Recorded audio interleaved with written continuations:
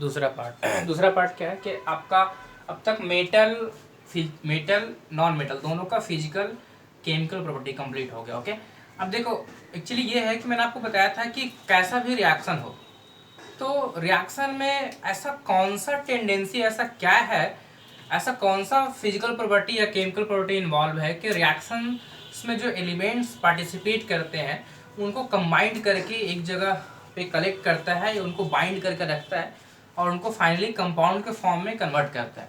Okay, या फिर reaction होता क्यों है, अभी हमको ये पढ़ना है। कंपाउंड का फॉर्मेशन क्यों होता है और होता है तो फिर कैसे होता है। ओके, तो देखो एक्चुअली होता क्या ना कि कोई सा भी एलिमेंट हो, हर एलिमेंट का टेंडेंसी होता है कि अपने आप को स्टेबलाइज करे और स्टेबलाइज करने के लिए क्या करता है, एक दूसरे से रिएक्शन करता है। इस ये जो रिएक्शन होता है, इस रिएक्शन का मोड अलग अलग हो सकता है, तरीका अलग अलग हो सकता है, बट फाइनल सबका गोल यही है कि हम अपने आप को स्टेबलाइज कर लें।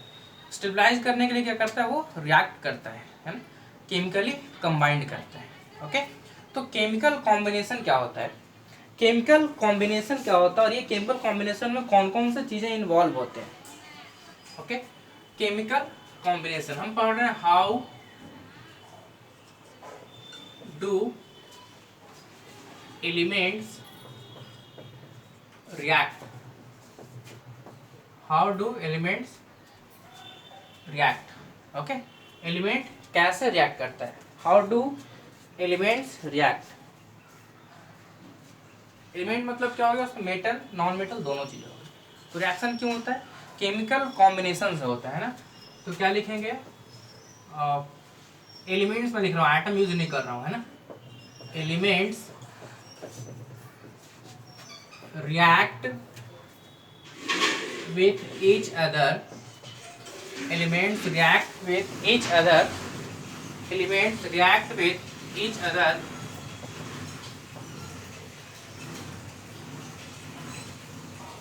by chemical combination, by chemical combination, by chemical combination, which is chemical combination है ना, which is a tendency, which is a tendency of an atom, which is a tendency of an atom to complete its octet, to complete its octet या duplet, octet या duplet. Duplet कौन कौन बनाता है, hydrogen के आसपास hydrogen या उसके नियरेस्ट में जैसे लिथियम हो गया वो सब ड्यूप्लेट फॉर्म करता है ना। टू कंप्लीट इट्स ऑक्टेट और duplet by losing, by lose or gain of electron, by lose or gain of electron, electron के लूज और गेन से क्या होता है, by lose और gain of electron। ओके, तो ये केमिकल कॉम्बिनेशन एक टेंडेंसी होता है एटम्स का टेंडेंसी क्या होता है कि अपने ऑक्टेट को कंप्लीट करें। ऑक्टेट मतलब आउटर सेल में एक इलेक्ट्रॉन को लाए या फिर दो इलेक्ट्रॉन को लाए, इस तरह से ऑक्टेट कंप्लीट होता है या ड्यूप्लेट कंप्लीट होता है। और इसी कंप्लीशन के लिए क्या करता है, वो एक दूसरे से रिएक्ट करके अपने आप को स्टेबलाइज करता है। ओके, अब मान लो कि कोई रिएक्शन हो गया, ऑक्टेट कंप्लीट हो गया, तो फिर वो जो एटम्स उसमें पार्टिसिपेट कर रहे हैं वो एक दूसरे से कैसे बाइंड अप रहते हैं, है ना। तो वहां पे केमिकल बॉन्ड का एक कंसेप्ट आता है, केमिकल बॉन्ड का। तो क्या है, after chemical combination, after chemical combinations atoms bind up each other, after chemical combinations atoms bind up each other through a force which is known as chemical bond, which is known as chemical bond, which is known as chemical bond। तो क्या बोलते हैं, chemical bond बोलते हैं। जब दो atom react करेगा तो उसका रिएक्शन क्यों होगा? Due to completion of its octet. जब कंप्लीशन ऑक्टेट का हो जाएगा तो वो कंपाउंड फॉर्म करेगा। उस कंपाउंड में जो एटम्स है उसको बाइंड अप करके कौन रखेगा? केमिकल बॉन्ड रखता है। ओके, ठीक है। अब क्वेश्चन ये अराइज होता है कि केमिकल कॉम्बिनेशन किस तरह से होता है, कितने टाइप का होता है? Mode of chemical combination, mode of chemical combination, mode of chemical combination, mode of chemical combination, mode of chemical combination. दो तरह से केमिकल कॉम्बिनेशन होता है ना। अभी आप बस दो ही तरह से पढ़ोगे, एक और होता है कोऑर्डिनेट वाला, तो दो ही होता है सपोज, ठीक है। उसमें क्या है कि एक तो मोड बताया आपको मैंने क्या कि इलेक्ट्रॉन लूज और गेन होगा, दूसरा क्या है इलेक्ट्रॉन का म्यूचुअल शेयरिंग होगा। Okay, mode of chemical combination दो तरह से। फर्स्ट क्या, by lose and gain of electron, by lose and gain of electron. Electron का ट्रांसफर होता है एक एटम से दूसरा एटम में, एक लूज करेगा दूसरा गेन करेगा। ओके, नेक्स्ट क्या, by mutual sharing, by mutual sharing of electron. Next क्या, by mutual sharing of electron. Electron के म्यूचुअल शेयरिंग से क्या होता है? कंपाउंड का फॉर्मेशन होता है। ओके, तो अभी हम बस अपना डिस्कशन यहीं तक रेस्ट्रिक्ट रखेंगे। कौन सा? फर्स्ट वाले पॉइंट तक। फर्स्ट पॉइंट में क्या है आपका? बाय लूज और गेन ऑफ इलेक्ट्रॉन। सेकेंड वाला जो पॉइंट है बाय म्यूचुअल शेयरिंग, ये जब हम कार्बन एंड इट्स कंपाउंड पढ़ेंगे देन वहां पे मैं इसको डिटेल्स में डिस्कस करूंगा। अभी अपना डिस्कशन बस यहीं तक लिमिटेड होगा। क्या? बाय लूज और गेन ऑफ इलेक्ट्रॉन। ओके, तो फर्स्ट मोड की बात कर रहे हैं, बाय लूज और gain of electron, by lose और गेन ऑफ इलेक्ट्रॉन। या फिर आप ऐसे करो, इसको कर दो second,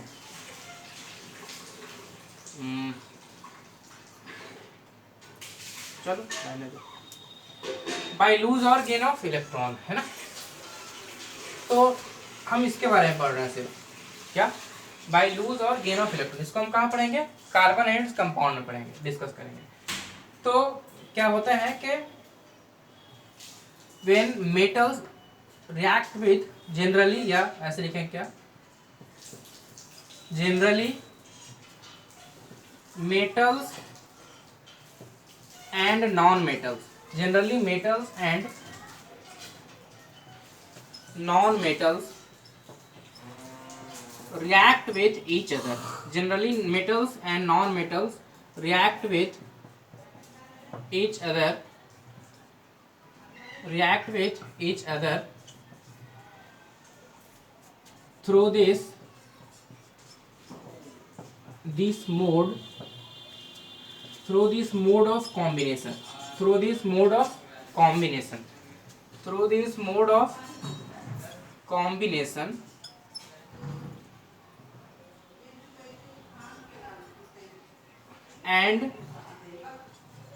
and the compound form, and the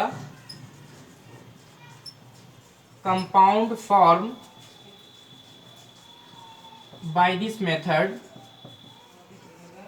and the compound form by this method is known as, by this method is known as, by this method is known as, by this method is known as ionic compound. क्या बोलते हैं? Ionic compound. That means के ionic compound, इसका मतलब क्या है कि ionic compound कैसे बनता है? आयनिक कंपाउंड में हमेशा क्या होता है, एक जो एटम होता है वो इलेक्ट्रॉन लूज करेगा, दूसरा एटम क्या होता है इलेक्ट्रॉन गेन करेगा। ओके, एक केटायन फॉर्म करेगा, दूसरा एनायन फॉर्म करेगा। इलेक्ट्रॉन लूज करेगा तो केटायन फॉर्म करेगा, इलेक्ट्रॉन गेन करेगा तो क्या होगा? एनायन फॉर्म करेगा, है ना। ओके, जैसे आप देखो एग्जाम्पल, जैसे मान लो कि सोडियम का रिएक्शन हो रहा है क्लोरीन के साथ, तो ये क्या फॉर्म करेगा? NaCl। तो NaCl में क्या होता है? NaCl के फॉर्मेशन में क्या होता है कि सोडियम जो है ना, वो क्या करता है इलेक्ट्रॉन लूज करके Na+ और +E- फॉर्म करता है, और क्लोरीन जो है Cl या हाफ Cl2 कर लो, है ना, ये क्या करता है, इलेक्ट्रॉन गेन करता है, इलेक्ट्रॉन गेन करके क्या बनाता है, ये Cl माइनस फॉर्म करता है। ओके, इन दोनों रिएक्शन को ऐड करो आप, यहाँ पे लिख रहा हूँ, स्पेस नहीं नीचे। अगर आप इन दोनों रिएक्शन को ऐड करोगे, चलो इन रिएक्शन को आप ऐड करो, तो इस रिएक्शन को ऐड करोगे तो फाइनली क्या आ जाएगा, फाइनली आ जाएगा Na प्लस और प्लस Cl माइनस। देखिए ये हो गया Na प्लस और प्लस Cl माइनस, है ना, ये क्या होगा, फॉर्म करेगा क्या, Na। इस तरह से ये यहाँ पे आयनिक कंपाउंड का फॉर्मेशन होगा। इसमें है एक Na प्लस है, दूसरा Cl माइनस है, एक ने इलेक्ट्रॉन लूज करा, सोडियम ने जो इलेक्ट्रॉन लूज करा वही इलेक्ट्रॉन किसने, क्लोरीन ने गेन कर लिया, है ना। ओके, तो फाइनली क्या हो गया, NaCl, सोडियम क्लोराइड एक आयनिक कंपाउंड फॉर्म हो गया, है ना। अभी हम इसके बाद देखेंगे इलेक्ट्रॉन डॉट जो रिप्रेजेंटेशन होता है लुईस का, है ना, वो हम देखेंगे। उसके बाद फिर आयनिक कंपाउंड के क्या क्या प्रॉपर्टीज होते हैं, एंड देन हम मूव करेंगे मेटलर्जी की तरफ। तो इसको आप नोट कर लो।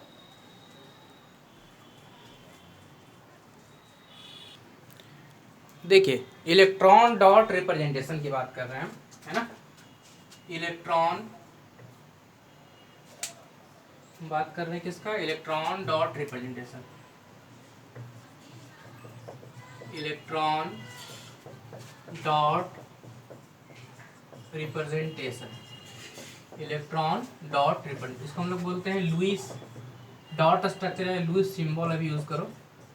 ओके, इलेक्ट्रॉन डॉट रिप्रेजेंटेशन, इसमें क्या होता है कि आपका जो वैलेंस इलेक्ट्रॉन है उसको क्या करते हैं, मतलब जो एटम का रिप्रेजेंटेशन है एलिमेंट का, उसके साथ या तो डॉट या क्रॉस बनाकर रिप्रेजेंट करते हैं, उसका सिंबल है और कुछ नहीं, इसका क्या है, सिंबल है। सिंबल कैसे है, सिंपल, जो आपका एटम का रिप्रेजेंटेशन है उसके साथ क्या करो, जो वैलेंस इलेक्ट्रॉन है उस वैलेंस इलेक्ट्रॉन को डॉट या क्रॉस के साथ सिंबलाइज कर दो। ओके, जैसे मैं एलिमेंट की बात कर रहा हूँ, जैसे आप देख लो कोई भी एलिमेंट हो, जैसे आप देखो यहाँ पे मैं एलिमेंट लिख रहा हूँ, ओके, ये इसका हो गया symbol, atomic number, symbol atomic number.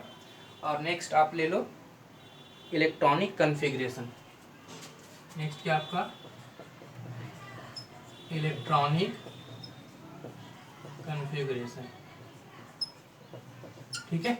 उसके बाद हो गया valence electron, and the last one is Lewis dot, Lewis symbol, Lewis symbol. सबसे इजी हाइड्रोजन, हाइड्रोजन का क्या होता है, देखिए हाइड्रोजन, हाइड्रोजन मतलब क्या, सिंबल इसका H होता है ना, एटॉमिक नंबर क्या होता है 1 होता है। तो आप अगर इलेक्ट्रॉनिक कन्फिग्रेशन लिखोगे तो K L M और N सेल होता है, एक ही इलेक्ट्रॉन है, कहाँ होगा, सारा का सारा कहाँ होगा, K सेल में होगा। डैट मीन्स कि इसका वैलेंस सेल में कितना इलेक्ट्रॉन, एक इलेक्ट्रॉन, तो वैलेंस इलेक्ट्रॉन भी कितना हो गया इसका, एक।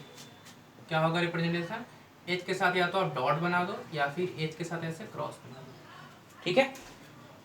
आप और देख लो, मैं सबका तो नहीं बता रहा हूँ, कुछ कुछ जैसे मान लो सोडियम, सोडियम का ले लो आप ले लो लिथियम का ले लो, ठीक है, लिथियम, लिथियम क्या होता है Li, कितना atomic number 3, hydrogen helium lithium 3, तो 3 में क्या 2 और 1, K सेल में 2 इलेक्ट्रॉन, L सेल में 1 इलेक्ट्रॉन, तो बताइए वैलेंस इलेक्ट्रॉन कितना हो गया 1। क्या करेंगे, सिंपल लिथियम के साथ क्रॉस बना दीजिए, ऐसे करके क्रॉस बना दीजिए, या फिर लिथियम के साथ क्या करो, ऐसे डॉट बना दो। ये क्या हो गया इसका लुईस सिंबल, बहुत इजी है, कुछ है नहीं ये सब, है ना। आप और कर लो, आप कर लो बोरॉन का, ठीक है, बोरॉन का,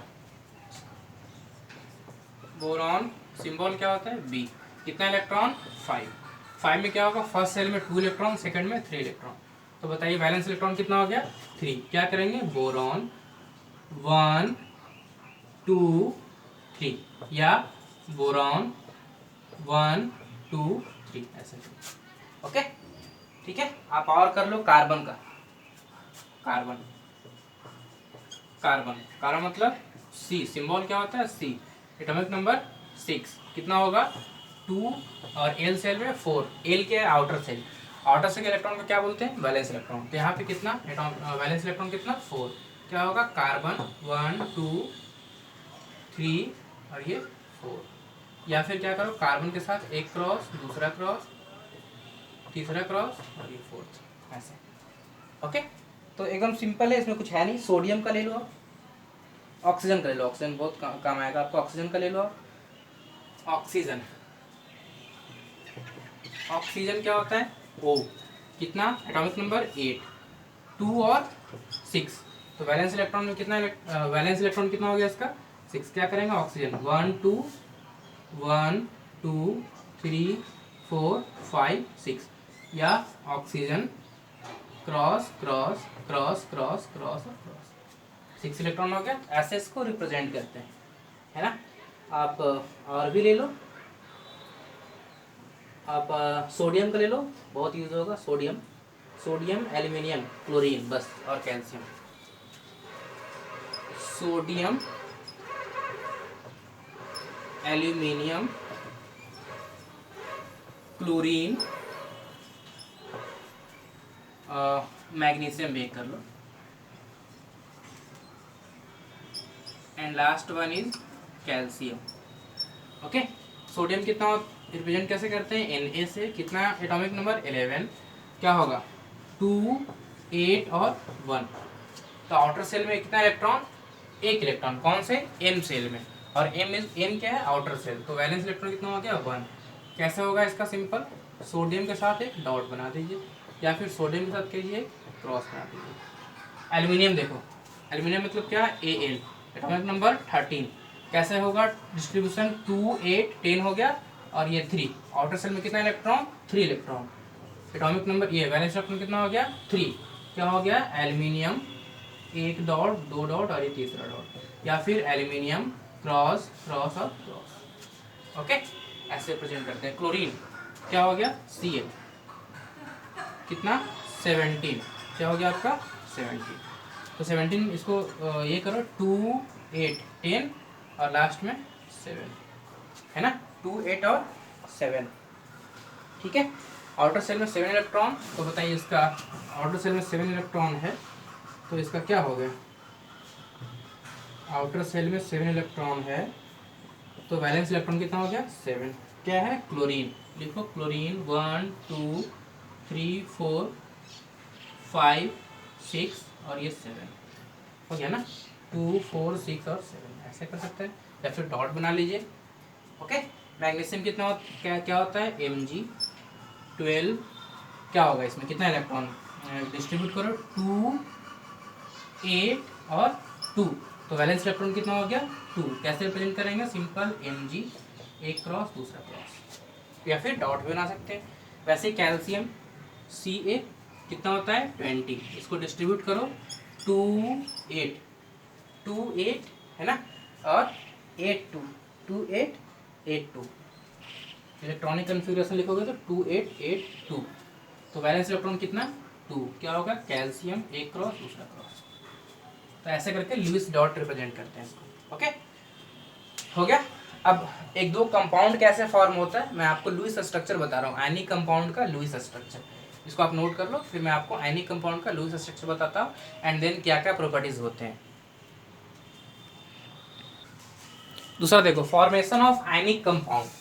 formation of ionic compound, formation of ionic compound, formation of ionic compound. अभी रुक जाइए 10 minute. Formation of ionic compound. Okay, तो क्या होता है? It is formed by complete transfer of complete कैसे बनता है? इसमें इलेक्ट्रॉन ट्रांसफर होता है ना। It is formed by complete transfer of electron. इसमें जो मेटल होगा वो क्या करेगा? या इलेक्ट्रॉन पॉजिटिव जो होगा वो इलेक्ट्रॉन लूज करेगा, और इलेक्ट्रॉन नेगेटिव क्या होगा? इलेक्ट्रॉन गेन करेगा, है ना। तो यहाँ पे क्या होता है? इलेक्ट्रॉन का कंप्लीट ट्रांसफर। तो एक क्या होगा? कैटायन फॉर्म होगा, दूसरा क्या होगा? एनायन फॉर्म होगा। तो it is formed by complete transfer of electron, है ना, एंड cation और cation and anion is bounded by ionic bond,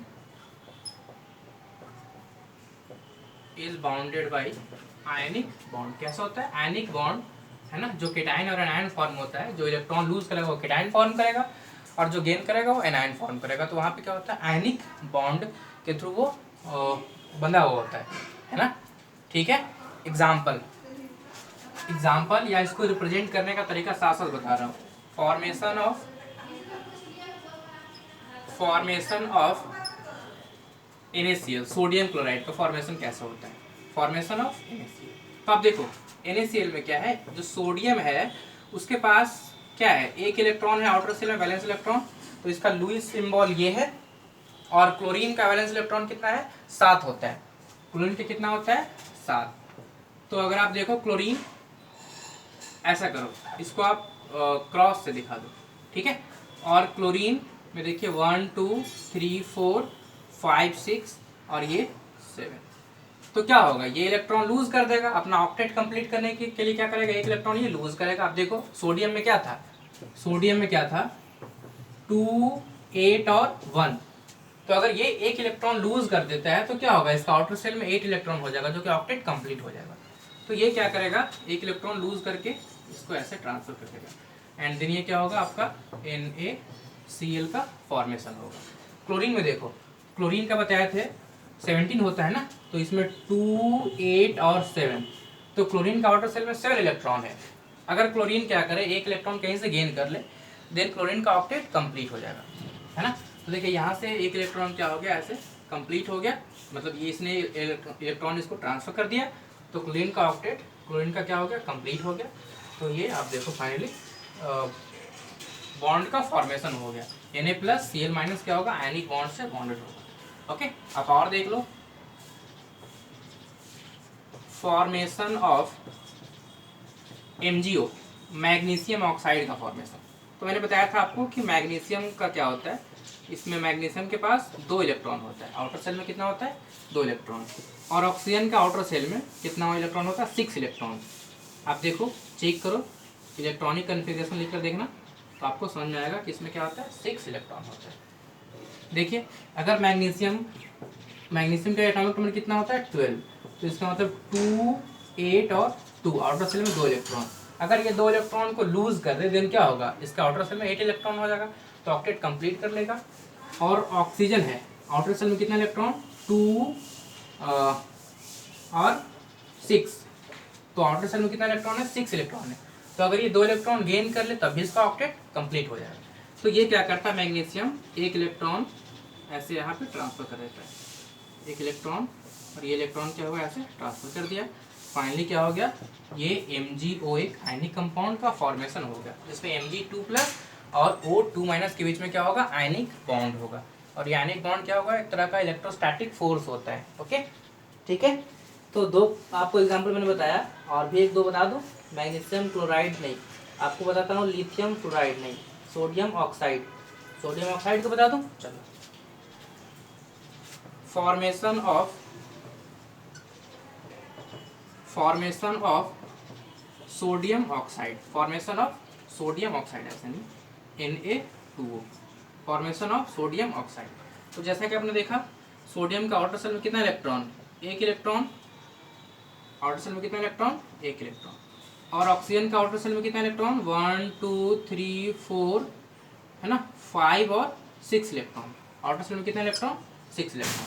तो अगर ऐसा हो जाए कि सोडियम के आउटर सेल में 1 इलेक्ट्रॉन है, अगर ये 1 इलेक्ट्रॉन इसको दे देता है, देन सोडियम का तो कंप्लीट हो जाएगा ऑक्टेट। बट ऑक्सीजन का आउटर सेल में 6 इलेक्ट्रॉन है, ये 1 इलेक्ट्रॉन गेन करके ऑक्टेट कंप्लीट नहीं कर सकता, इसके पास अभी 7 इलेक्ट्रॉन है, तो 1 इलेक्ट्रॉन की और रिक्वायरमेंट होगी, है ना।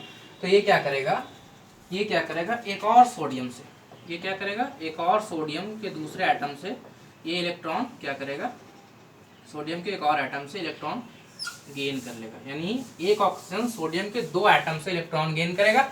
ओके, और फाइनली क्या होगा, ये Na2O एक आयनिक कंपाउंड फॉर्म कर लेगा, है ना। एक और देख लो लास्ट, बहुत इजी है, आप खुद करके देखो। Formation of LiF, lithium fluoride, formation of lithium fluoride, LiF, formation of lithium fluoride. तो हाइड्रोजन हीलियम लिथियम, मैंने बताया था कि लिथियम के आउटर सेल में कितना इलेक्ट्रॉन है, लिथियम का कितना होता है, देखो लिथियम का एटॉमिक नंबर 3, इसका मतलब इसका आउटर सेल में कितना 2 और 1, आउटर सेल में 1 इलेक्ट्रॉन है। अब अगर ये ऑक्टेट कंप्लीट करना चाहेगा देन इसको 7 इलेक्ट्रॉन की रिक्वायरमेंट होगी। इलेक्ट्रॉन गेन करेगा तो, और लूज करेगा तो 1 इलेक्ट्रॉन लूज करेगा, तब भी इसका ऑक्टेट कंप्लीट नहीं होता है। तो ये हाइड्रोजन हीलियम के नियरेस्ट है ना, तो ये हीलियम के जैसा ड्यूप्लेट कंप्लीट करेगा, यानी आउटर सेल में 2 इलेक्ट्रॉन लाएगा।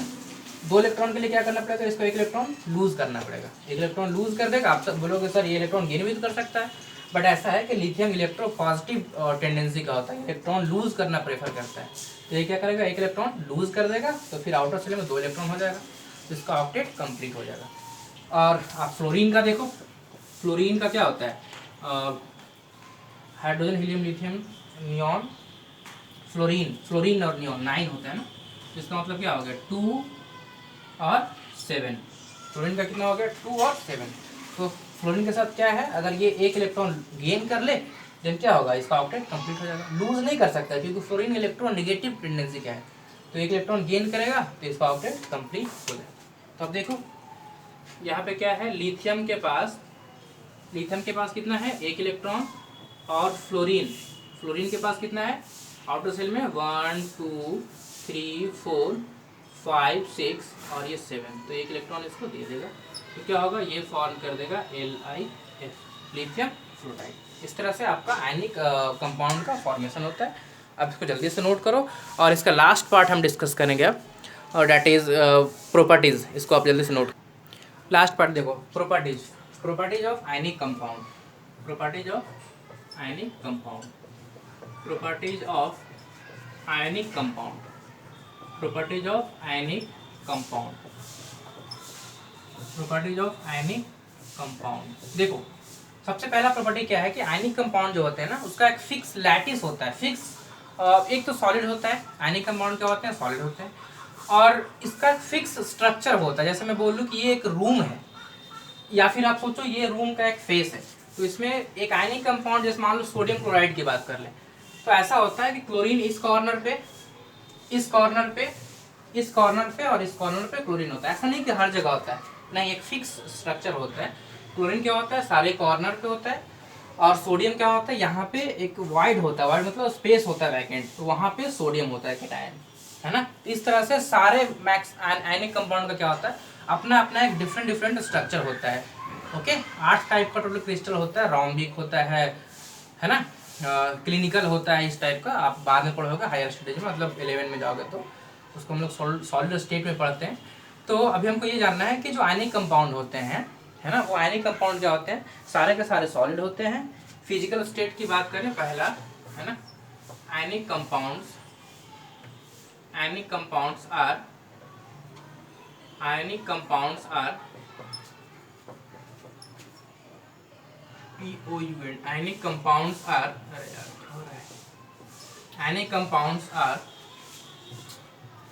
आयनिक compounds are solid having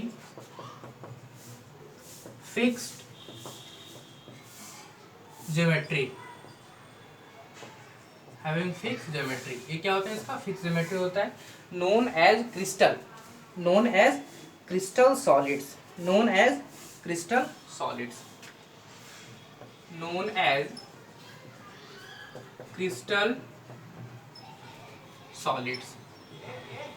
crystal solids। ये जो आपका जो फिक्स शेप हो रहा है ना सॉलिड का, इसको हम बोलते हैं क्रिस्टल सॉलिड। और इस सॉलिड में जहाँ जहाँ पे एटम्स अरेंज्ड होंगे उसको हम बोलते हैं क्रिस्टल लैटिस। तो हर एटम का, हर कंपाउंड का अलग अलग क्रिस्टल लैटिस होता है ना। एंड द अरेंजमेंट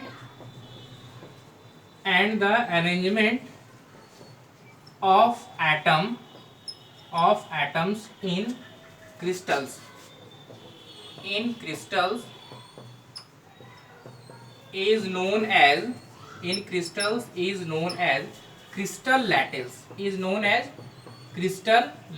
इसको क्या बोलते हैं, अरेंजमेंट को बोलते हैं क्रिस्टल लैटिस। अब बाद में पढ़ोगे सबका अलग अलग क्रिस्टल लैटिस होता है, कई टाइप का होता है। मैंने आपको जस्ट एक एग्जांपल बताया, कि क्लोरीन वाला है और सोडियम क्लोराइड का, लेकिन ऐसा नहीं कि सिर्फ सबका यही सेम होगा, नहीं, सबका डिफरेंट डिफरेंट होता है। कहीं पे केटायन यहाँ पे होता है, एनायन कॉर्नर पे होता है, कहीं पे केटायन यहाँ होता है, एनायन कॉर्नर पे होता है, इस टाइप का अलग अलग डिफरेंट। कहीं कहीं पे ये भी होता है कि ये एज का सेंटर पे केटायन है, बाकी सब पे एनायन है, ऐसा भी होता है, अलग अलग होते हैं। इसको बोलते हैं क्रिस्टल लैटिस। अरेंजमेंट को बोलते हैं हम लोग क्रिस्टल लैटिस, ठीक है। और सॉलिड को क्या बोलते हैं? Crystal solid. ओके, ठीक है। चलिए next point, any compounds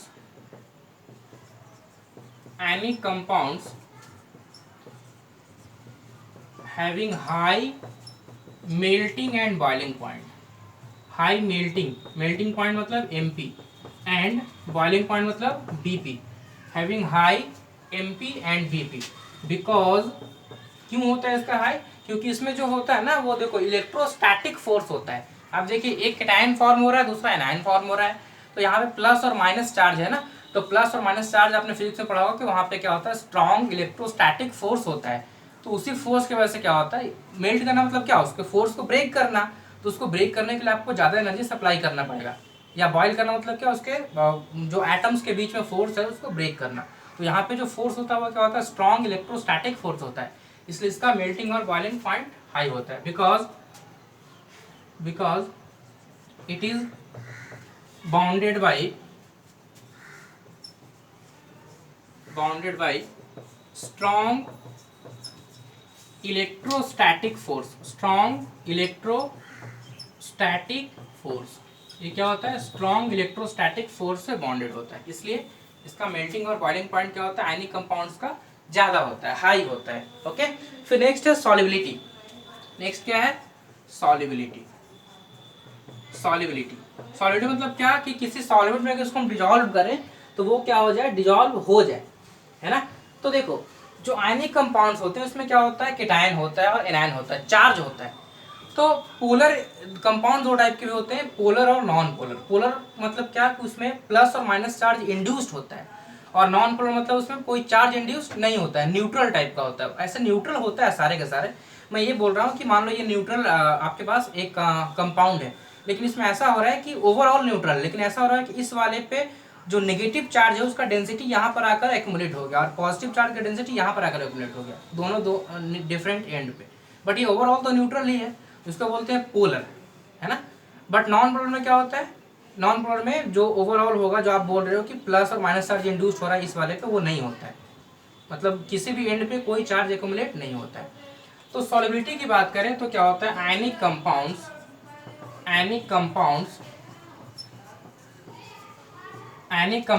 are generally soluble. Ionic compounds are generally soluble in polar solvent,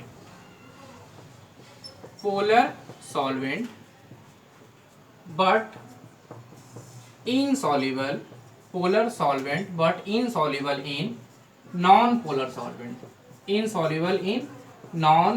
solvent, अब देखो समझना, जैसे पोलर मतलब जैसे H2O देखो, तो यहाँ पे H ऐसे H2O होता है ना, तो क्या होगा, ऑक्सीजन जो है वो इलेक्ट्रोनेगेटिव है, तो माइनस डेल्टा यहाँ पे इंड्यूस हो जाएगा, और प्लस डेल्टा क्या होता है, यहाँ पे इंड्यूस हो जाता है ना, या ऐसे यहाँ पे -2 डेल्टा कर लो, ऐसे इंड्यूस हो जाता है। ओके, तो अब देखिए ओवरऑल जो है एटम न्यूट्रल है, नो डाउट, बट इसमें देखिए क्या हो रहा है कि एक जगह पे चार्ज एक्यूमुलेट हो जा रहा है, इसलिए क्या हो गया, ये पोलर। अब बेंजीन का देखो, तो benzene non polar solvent like कर लो, like benzene alcohol, like benzene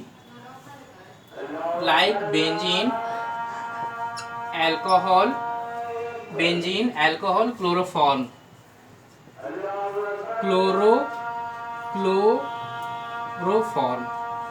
etc, है ना। इसमें क्या होता है, ये इनसॉल्युबल होता है नॉन पोलर सॉल्वेंट में। देखिए तो यहाँ पे क्या है कि आपका बेंजीन का मैं स्ट्रक्चर आपको बताता हूँ, फिर आपको फील होगा। देखो बेंजीन होता है इस टाइप का, ओके, इस टाइप का। अब देखो ये आपको क्या दिख रहा है, ये आपको सिमिलर दिख रहा है ना, तो यहाँ पे प्लस और माइनस चार्ज इंड्यूस होने का कोई कंसेप्ट है ही नहीं।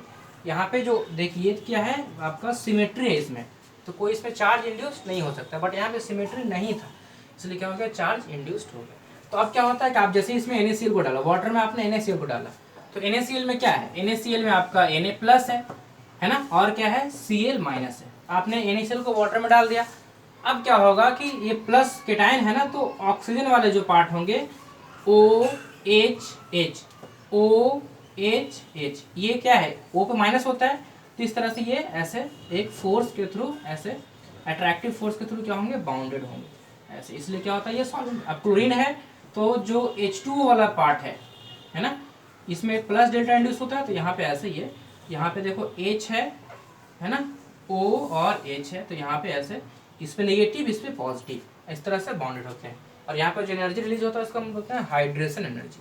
ओके ठीक है, तो ये हो गया आपका नेक्स्ट फोर्थ नंबर, ऊपर से मैं मिटाऊंगा फोर्थ नंबर क्या है कि एक्वस सॉल्यूशन या इलेक्ट्रिकल कंडक्टिविटी, या फिर लिखो एक्वस, शॉर्ट में लिख रहा हूं, aqueous solution of anic compounds, aqueous solution of anic compounds conduct electricity, aqueous solution क्या होता है, इलेक्ट्रिसिटी कंडक्ट करता है ना, ऐसा नहीं आप उसको वाटर में डाल दो और देन देखो इलेक्ट्रिसिटी पास करके वो क्या होगा, वहां पे इलेक्ट्रिसिटी पास हो जाता है ना।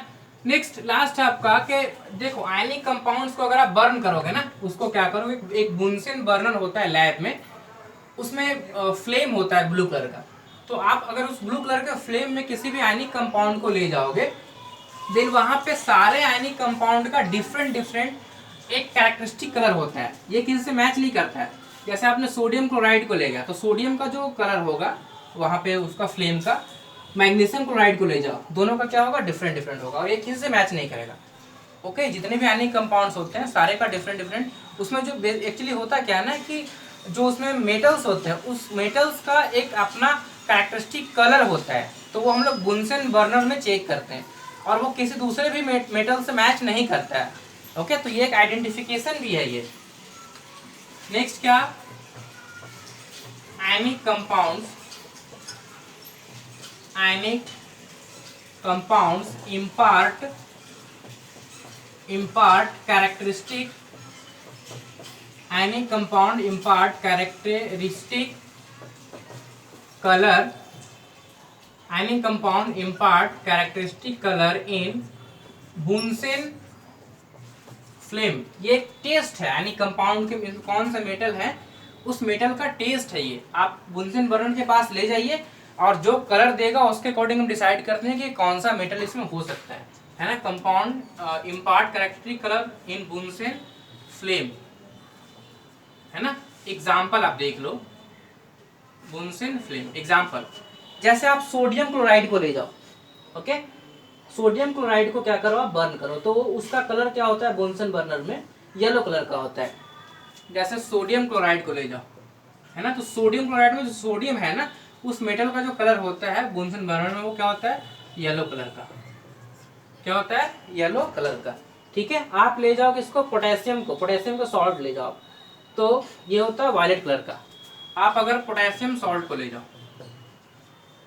पोटेशियम सॉल्ट को, इसमें जो पोटेशियम होता है ये बर्न करेगा, तो ये क्या होगा, वायलेट कलर का फ्लेम में कलर इम्पार्ट करता है बुनसेन फ्लेम में। आप अगर बेरियम सॉल्ट को ले जाओ, है ना, आपने अगर बेरियम सॉल्ट को क्या करा, इसका टेस्ट करना चाहा, आपको नहीं पता कि ये कौन सा कंपाउंड है, तो आपने अगर कंपाउंड को वहाँ पे बुनसेन बर्नर में ले गया, बर्न किया, देन वहाँ पे अगर कलर क्या हो रहा है, ग्रीन कलर का आ रहा है, अगर यहाँ पे कलर क्या आता है, फ्लेम का कलर ग्रीन हो गया, तो आप समझोगे कि ये क्या है, बेरियम का कोई सॉल्ट है। अगर आपका वायलेट हो गया तो आप क्या समझोगे कि ये क्या है, आपका जो सॉल्ट है वो क्या है, आपका पोटेशियम से रिलेटेड है, मतलब उसमें जो मेटल है वो पोटेशियम है। अगर येलो कलर आ रहा है, इम्पार्ट हो रहा है, तो आप क्या समझोगे कि इसमें जो मेटल है वो क्या है, सोडियम है ना। लास्ट पॉइंट ऐसे ही बता दे रहा हूँ, देखो लास्ट पॉइंट क्या है, क्या जो आयनिक रिएक्शन होते हैं, ionic reactions are very fast. Ionic reaction क्या होते हैं, वेरी फास्ट। इसके पीछे रीजन ये है कि यहाँ पे केटायन और एनायन का फॉर्मेशन होता है, दैट इज इलेक्ट्रॉन लूज और गेन होता है। तो एक केटायन फॉर्म हो गया, दूसरा एनायन फॉर्म हो गया। अब जैसे ही केटायन एनायन फॉर्म होगा तो उनके बीच में क्या अट्रैक्टिव फोर्स होता है। आपने इसको वाटर में डाला, क्या होगा, एक दूसरे को अट्रैक्ट कर लेगा क्योंकि उसमें फोर्स ऑफ अट्रैक्शन है, इसलिए रिएक्शन क्या होता है, फास्ट होता है। तो आयनिक रिएक्शंस आर वेरी फास्ट, यानी आयनिक कंपाउंड्स का जो फॉर्मेशन होता है वो क्या होता है, फास्ट होता है as compare to covalent, very fast होता है। अगर आयनिक कंपाउंड का फॉर्मेशन, जैसे मान लो सोडियम और क्लोरीन का रिएक्शन करा रहे हैं, बहुत जल्दी रिएक्शन कर लेगा। क्यों? क्योंकि यहाँ पे केटायन एनायन जैसे ही फॉर्म होगा वो एक दूसरे से अटैच्ड हो जाएगा due to electrostatic force, due to strong electrostatic force. Okay, तो ये आपका था पूरा मेटल नॉन मेटल। इसका एक पार्ट और है मेटलर्जी। तो मुझे ऐसा लगता है कि हम एक क्लास में इसको और कंप्लीट कर पाएंगे, मतलब नेक्स्ट जो अपना क्लास होगा मेटलर्जी पे बेस्ड होगा और उसमें हम मेटलर्जी का 70% कंप्लीट कर देंगे और उसके बाद next to next week class में ये कंप्लीट हो जाएगा, फिर हम लोग उसमें दूसरा चैप्टर भी स्टार्ट कर लेंगे। Okay, thanks for watching.